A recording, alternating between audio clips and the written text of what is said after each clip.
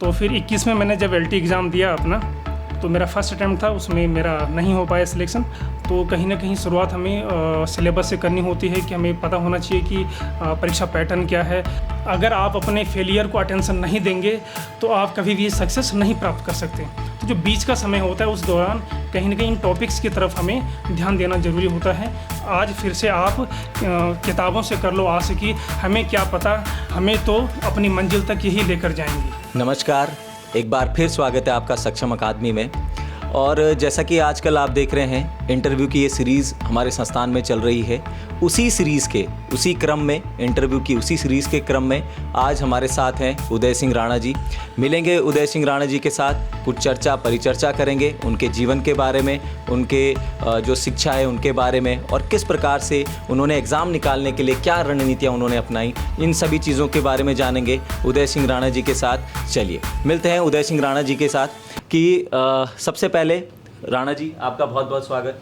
धन्यवाद सक्षम एकेडमी परिवार का, जिन्होंने मुझे यहाँ पर मंच प्रदान करने का कष्ट करा। इसके लिए मैं आपका पुनः धन्यवाद करता हूँ। तो राणा जी, सबसे पहले तो मैं आपसे यही पूछना चाहूँगा कि आप उत्तराखंड के किस ज़िले से बिलोंग करते हैं और आपके परिवार में कौन कौन है। थोड़ा सा आप अपने बारे में हमारे दर्शकों, हमारे छात्र छात्राओं को बताएं। जी सर, मैं बेसिकली उत्तरकाशी डिस्ट्रिक्ट से बिलोंग करता हूँ। मेरे पापा सेवानिवृत्त शिक्षक हैं, माताजी हैं, छोटे भाई बहन हैं, बड़ी दीदी हैं घर में। मेरी जो पढ़ाई है बेसिकली एकेडमिक, मैंने 12th उत्तरकाशी से करा है। इसके बाद मैंने यहाँ देहरादून में ग्रेजुएशन वगैरह, और इसके अलावा मैंने BEd यहीं से करा है। MSc मैथमेटिक्स मेरा बैकग्राउंड रहा है। और ये जो तैयारी है ये 18-19 तक चलती रही, 2018-19 तक चलती रही।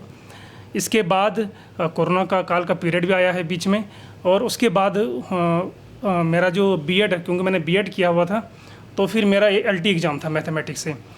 तो फिर 21 में मैंने जब LT एग्ज़ाम दिया अपना, तो मेरा फर्स्ट अटैम्प्ट था, उसमें मेरा नहीं हो पाया सिलेक्शन। तो उसके बाद मैंने सोचा कि कहीं ना कहीं जो मैंने LT एग्ज़ाम के लिए तैयारी करी है और जो एक स्टडी की तरफ मेरा लगाव है, उसको मैं कहीं ना कहीं ग्रुप C एग्ज़ाम की तरफ उसको मोड़ पाऊँ। और फिर मैंने अपने दोस्तों से पूछा, तो उन्होंने मुझे बताया कि यहाँ पर जो प्रैक्टिस सेट वगैरह है या जो क्लासेस वगैरह हैं ये चलती रहती हैं। तो सक्षम एकेडमी का मुझे उन्होंने सलाह दिया कि वहाँ पर जो प्रैक्टिस सेट हैं वो काफ़ी अच्छे होते हैं, और जो डिस्कशन होता है उसका भी पूरा टाइम आपको दिया जाता है। तो फिर मैंने अगस्त 21 से सक्षम एकेडमी के प्रैक्टिस सेट मैंने ज्वाइन करे। तो बेसिकली जो है जो SSC की तैयारी है या जो हमारा आयोग है, हरिद्वार आयोग, तो बेसिकली आपने ये तैयारी काफ़ी बाद में शुरू की। इससे पहले जो, जैसे कि आप बता रहे हैं कि बैकग्राउंड आपका टीचिंग बैकग्राउंड था, तो वहाँ से एक टीचिंग बैकग्राउंड से मतलब आयोग की तरफ आना या ग्रुप C की तरफ आना या वन ईयर जो एग्ज़ाम है ग्रुप C की तरह, अगर हम मोस्टली कहें, तो कितना अंतर आपको देखने को मिलता है, या कब आपको थोड़ा सा ऐसा लगा कि उस लाइन से थोड़ा सा मूव करके आप इस ग्रुप C की लाइन की तरफ आए। जी सर, आप ठीक कह रहे हैं, क्योंकि मेरा बैकग्राउंड मैथ्स बैकग्राउंड रहा है, और काफ़ी मुश्किल होता है। आप मैथ्स बैकग्राउंड, साइंस बैकग्राउंड से आप कहीं ना कहीं ग्रुप C वनडे एग्ज़ाम की तरफ आप जब मूव करते हैं, क्योंकि पहले तो आपको सिलेबस का पूरा पता नहीं होता है। तो कहीं ना कहीं शुरुआत हमें सिलेबस से करनी होती है कि हमें पता होना चाहिए कि परीक्षा पैटर्न क्या है, कहाँ से क्वेश्चंस पूछे जाते हैं। और फिर हमने यहाँ पे सक्षम एकेडमी, यहाँ पे सर से हमने डिस्कस करा। उन्होंने हमें सहायता करी कि हमें कौन सी बुक्स पढ़नी चाहिए, कहाँ से शुरुआत करनी चाहिए। और कहीं ना कहीं एक जो अभ्यर्थी होता है उसको पता होना चाहिए कि उसके स्ट्रॉन्ग पॉइंट्स और वीक पॉइंट्स क्या हैं। जैसे मैं अपने बारे में कहूँ तो क्योंकि मेरा मैथ्स बैकग्राउंड रहा है, तो थोड़ा मेरे को रीजनिंग थोड़ा कंफर्ट लगता था मेरे को। इसके अलावा स्कूलिंग में मैंने कंप्यूटर वगैरह पढ़ा है, तो क्योंकि अभी हम देखते हैं कि एग्ज़ाम में वहाँ से भी पूछा जाता है। इसके अलावा हिंदी बैकग्राउंड हमारा स्कूलिंग एकेडमिक रहा है, तो वहाँ से हिंदी भी हमारी थोड़ा हेल्प करती है। उत्तराखंड बेसिकली मैंने अगस्त 21 के बाद पढ़ना शुरू करा, और इस उत्तराखंड को पढ़ने में जो यहाँ पे सक्षम परिवार हैं या सर लोगों ने हमारी बहुत हेल्प करी। शुरुआत में जब हम प्रैक्टिस सेट आते थे तो हमारे भी काफ़ी कम मार्क्स आते थे। तो थोड़ा डिमोलाइज होना बनता है। लेकिन धीरे धीरे हमने फिर जो टॉपिक्स होते हैं, कहाँ से क्वेश्चन बन रहे हैं, प्रैक्टिस सेट हो या मेन एग्ज़ाम में क्वेश्चन बनते हैं, तो फिर जब हमने ये डिस्कस करा तो फिर हमारे प्रैक्टिस सेट में एग्ज़ाम बढ़े और धीरे धीरे उसके अगस्त के बाद अक्टूबर में मेरा जो कनिष्ठ सहायक का पहला एग्ज़ाम था, ग्रुप सी का एग्ज़ाम, तो फिर वहाँ पर क्योंकि जब उसका रिज़ल्ट आया तो मेरे को टाइपिंग के लिए बुलाया गया। फाइनली मेरा उसमें सिलेक्शन नहीं हो पाया।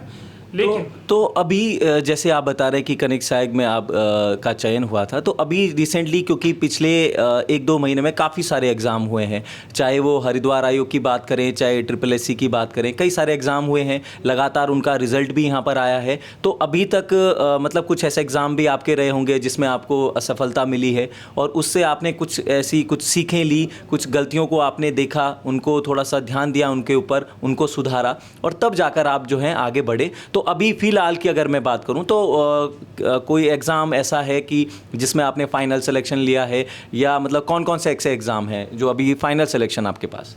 जी सर, मैं वही बताना चाहता हूं कि पिछला जो BPDO एग्ज़ाम था उसमें मेरा सिलेक्शन नहीं हो पाया था, तो कहीं ना कहीं निराशा होती है। लेकिन मैंने कहीं पढ़ा था कि अगर आप अपने फेलियर को अटेंशन नहीं देंगे तो आप कभी भी सक्सेस नहीं प्राप्त कर सकते। तो इसी चीज़ को मैंने अपने मोटिवेशन के लिए यूज़ करा और कहीं ना कहीं जो GS के ऐसे जो टॉपिक होते हैं जिनको हम छूने की कोशिश कम करते हैं, जैसे हम कहीं कोई हिस्ट्री का टॉपिक हो सकता है या ज्योग्राफी है या फिर पॉलिटी है, लेकिन कहीं ना कहीं जब समय मिलता है, हमें लगता है कि अभी 1-2 मंथ के बाद कोई एग्ज़ाम होगा, तो जो बीच का समय होता है उस दौरान कहीं ना कहीं इन टॉपिक्स की तरफ हमें ध्यान देना ज़रूरी होता है जो हम छोड़ चुके होते हैं, क्योंकि क्वेश्चन बनने की चांसेस कहीं से भी होते हैं।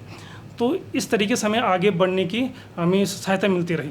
तो जिस प्रकार से आपने अभी बताया कि जो वीडियो एग्ज़ाम है उसमें भी आपका सिलेक्शन है, पटवारी से आपका, उत्तरकाशी से आपका सिलेक्शन अभी आपके पास है, तो वीडियो के जो पिछला एग्ज़ाम हुआ था वो रद्द हो गया था, ठीक, कैंसिल, वो प्रोग्राम जो पेपर था वो हो गया था और उसमें आपका सिलेक्शन नहीं था। लेकिन इस बार के वीडियो में आपका सिलेक्शन है, तो थोड़ा सा आपसे ये जानना चाहता हूँ मैं कि एक फेलियर के बाद या वीडियो आपका नहीं निकला और इस बार आपका वीडियो है, तो कहीं ना कहीं आपके जो मनोदशा है या आपकी जो रणनीति है एग्ज़ाम के प्रति, वो किस प्रकार की रही कि एक एग्ज़ाम नहीं निकाल पाया, लेकिन जब आगे ये एग्ज़ाम होगा, नेक्स्ट टाइम जब भी होगा, तो मेरी रणनीति क्या होनी चाहिए, या पारिवारिक दबाव, या कह सकते हैं आपकी मनोदशा, ठीक है, उसके बारे में आप थोड़ा बताइए। जी सर, जैसे मैंने कहा कि पिछला वीडियो मेरा एग्ज़ाम नहीं क्लियर हुआ था, क्योंकि उसके बाद सन 2022 में हम सभी को पता है कि यहाँ पे इलेक्शन होना था। उस दौरान भी हमने सक्षम एकेडमी में प्रैक्टिस सेट हम कंटिन्यू लगे रहे। 2-3 महीना का जो बीच का समय था उस दौरान हमने यहाँ पे क्विट नहीं करा। तो मैं वही कहना चाहता हूँ कि कहीं ना कहीं अभी भी, जैसे अभी मेरा सिलेक्शन आपने कहा मेरा पटवारी में हुआ है, उत्तरकाशी से BDO में मेरा एग्ज़ाम हुआ है। इसके अलावा फॉरेस्ट गार्ड अभी जो UK PSC कनिष्ठ सहायक उसमें भी मेरा नाम आया है। तो कहीं ना कहीं जब आप कंटिन्यूसली अपनी तैयारी को करते हैं तो ये आपकी रिज़ल्ट में दिखाई पड़ता है। तो जो कंटिन्यूटी है वो रखना बहुत ज़रूरी है। और हमने, जैसे हम देखते भी, मैंने पढ़ा भी है कि कहते हैं कि जो सफलता का आधार होता है वह निरंतर अभ्यास और कहीं ना कहीं अपने में एक पूर्ण विश्वास होना उसके लिए ज़रूरी होता है। तो जिस प्रकार से आपकी रणनीति रही, तो अच्छा, ये तो है कि जो हमारे निकले हुए जो बच्चे हैं, निकले हुए जो लगातार हम इंटरव्यू की सीरीज़ कर रहे हैं, आसपास कई बच्चे हैं जो निकल गए हैं, लेकिन उन बच्चों के बारे में कोई बात नहीं करता है कि जो लगातार जिन्होंने एग्ज़ाम के लिए मेहनत की है, क्योंकि अभी काफ़ी सारे एग्ज़ाम हुए और सारे एग्ज़ामों में कहीं ना कहीं उनको एक भी एग्ज़ाम में उनको सफलता उनके हाथ नहीं लगी, सफलता उनको नहीं मिली। तो वो काफ़ी, हालांकि वो भी इसके लायक थे, वो भी डिज़र्व करते थे उस सीट को, लेकिन किन्हीं वजहों से, किन्हीं कमियों, जाहिर सी बात है कुछ कमियां ही रही होंगी, इसलिए सफलता नहीं मिली। तो उन चीज़ों पर उन बच्चों के लिए आप क्या कहना चाहेंगे, खास करके वो पुराने बच्चे या जो आपके साथ वाले बच्चे होंगे, आपके दोस्त होंगे जिनका फाइनल सिलेक्शन नहीं हो पाया, उनके लिए आप क्या संदेश देना चाहते हैं कि वो क्या, किन चीज़ों से बचें या किन चीज़ों को वो आगे लेकर चलें और ताकि उनको सफलता जो है आसानी से मिल जाए?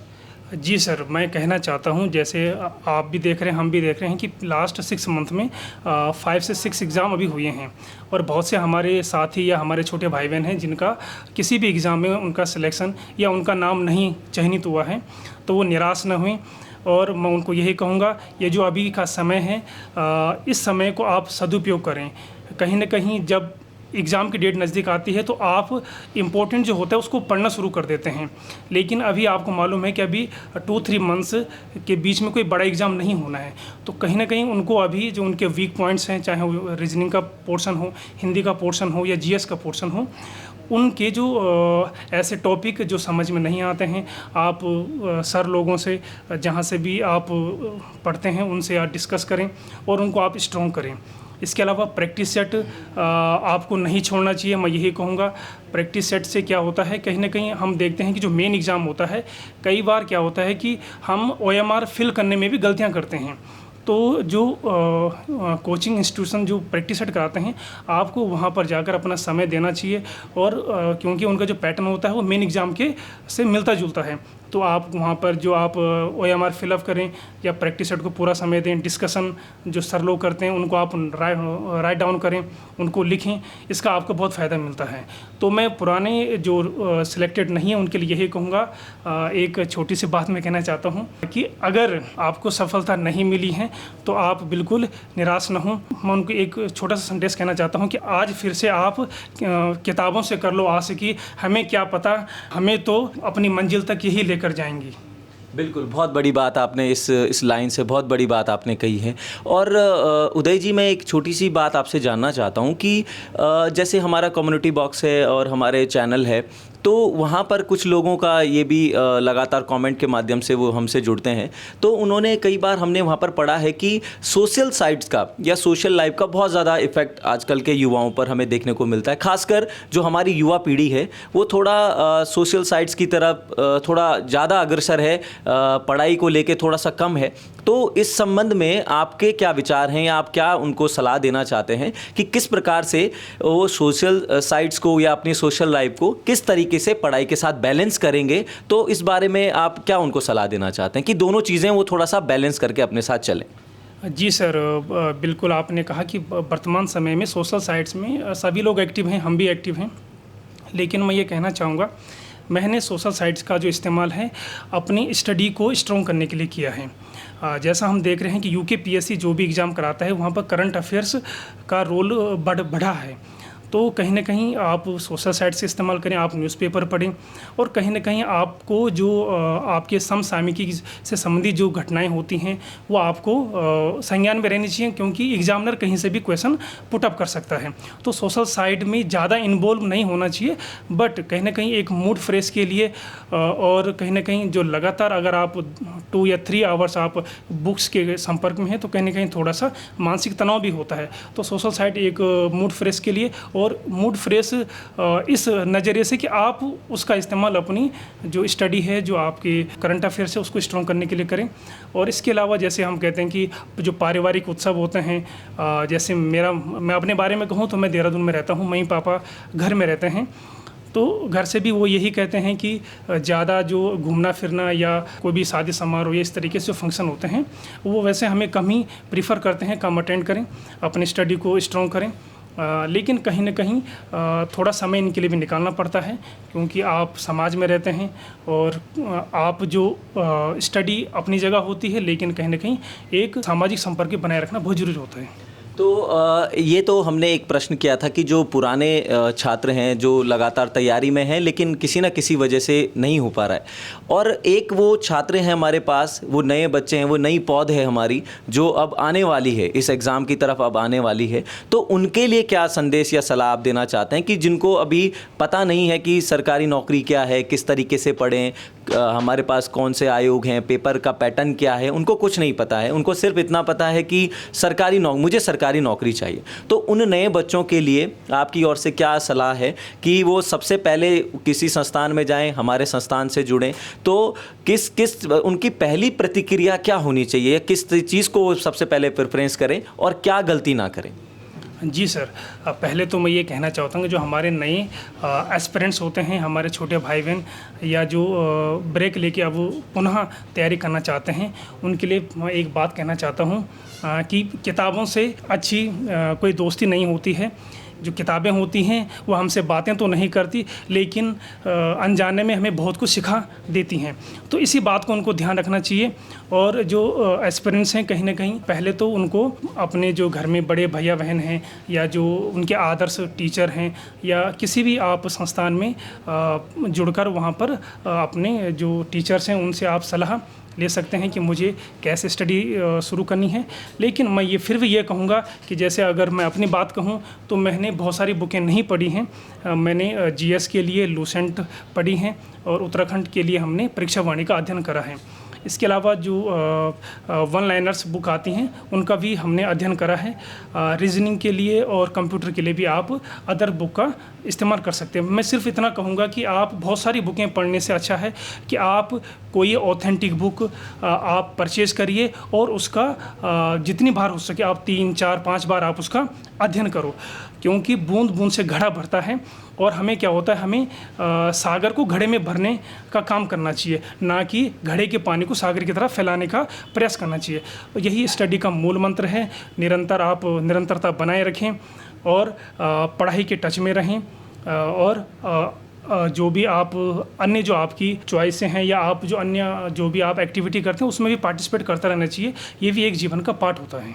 चलिए उदय जी, तो जाते जाते अगर मैं आपसे लास्ट क्वेश्चन आपसे अगर पूछूं जाते जाते कि एक छोटा सा गुरु मंत्र सभी लोगों के लिए, चाहे नए हैं पुराने हैं, जो भी हमारे युवा साथी हैं, हमारे छोटे भाई बहन हैं, ठीक, उनके लिए एक गुरु मंत्र, लास्ट में एक गुरु मंत्र जो आपकी तरफ से कि बस आप ये चीज़ें करें तो 100% आपको सफलता मिलेगी। जी सर, मैं ये कहना चाहता हूँ कि जो भी तैयारी करने वाले हैं, पुराने एस्पिरेंट्स हैं या नए बच्चे हैं, उनके लिए मैं ये कहता हूँ कि मुश्किलें हमें सिर्फ तब दिखाई देती हैं जब हमारा ध्यान लक्ष्य की ओर नहीं होता है। तो ये जो मैंने बात कही है इसी को ध्यान में रखना चाहिए कि हमें अपने लक्ष्य को टारगेट बनाकर और उसकी तरफ बढ़ते रहना चाहिए। इसके अलावा मैंने कहीं पढ़ा था और मैं भी ये अनुभव करता हूँ कि जैसे जो असफल छात्र हैं उनके लिए एक और गुरु मंत्र या एक मेरे मुँह से एक छोटी सी बात ये एक बात है कि माना मंजिल बहुत दूर है, लेकिन आपका हर एक बढ़ता कदम उस दूरी को कम कर रहा होता है। तो इसी को आप ध्यान में रखें, निरंतरता बनाए रखें और अपने स्वास्थ्य का भी ध्यान रखें। धन्यवाद। चलिए, तो ये थे हमारे साथ उदय सिंह राणा जी। आज इनके साथ हम रूबरू हुए यहाँ पर और काफ़ी अच्छा लगा हमें उदय जी के साथ मिलकर। और इन्होंने अपनी जो इनकी जो जीवनचर्या है, इनका पारिवारिक जो चीज़ें, इनकी शिक्षा, किस प्रकार से इन्होंने क्या रणनीति अपनाई एग्ज़ाम को क्वालिफाई करने के लिए, एग्ज़ाम में सफलता प्राप्त करने के लिए, इन्होंने उदय जी ने आज हमारे साथ वो साझा करी। तो मिलेंगे आपसे फिर किसी इसी जो इंटरव्यू की जो ये सीरीज़ है, इसी क्रम में मिलेंगे किसी और कैंडिडेट के साथ। तब तक के लिए आप सब लोग स्वस्थ रहिए, पढ़ाई करते रहिए और जुड़िए सक्षम अकादमी के साथ। धन्यवाद।